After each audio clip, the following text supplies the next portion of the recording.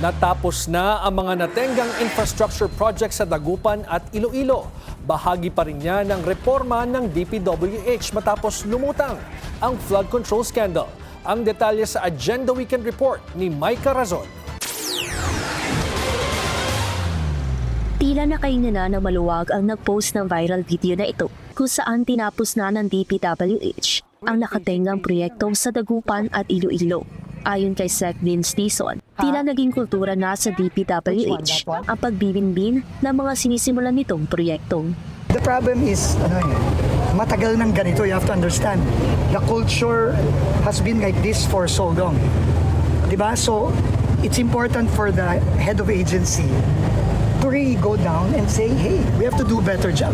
Ang nag-viral na nakatiwangwang na proyekto sa Dagupan, ayon sa uploader, noong nakaraang taon pa ginagawa. Nagka-season finale na sa pagkumpleto nito. Maraming salamat po sa DPWH. Malaking tulong po itong kanal na binigay ninyo. Yung kanal, ginawang sidewalk. Tapos yung kalsada, nandyan yung tubig. Paliwanag ng DPWH Region 1 Director na binbin ang proyekto dahil sa pagtaas ng presyo ng langis at construction materials dulot ng sigalot sa Iran at US. Joshua, maraming salamat dahil sa pag-upload mo. Natapos na rin to finally. Buti pinaaga mo sa amin. Wish pa ng uploader kay Dizon, sana raw ay matapos na rin ang iba pang natiwangwang na mga proyekto ng ahensya. Sa Iloilo, binuksan na ang 2 taon ng delay na proyekto ng DPWH sa East Timawa Avenue, Molo. Ang pagkaantala ay dahil naman raw sa permits at LGU coordination.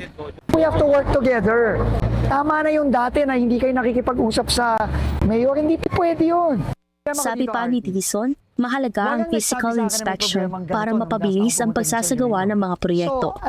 Hinikayat din niya ang publiko na huwag mag-atubiling mag-report ng mga nakatenggang proyekto na ahensya. Para sa Agenda Weekend, Micah Razon, Billionaire News Channel.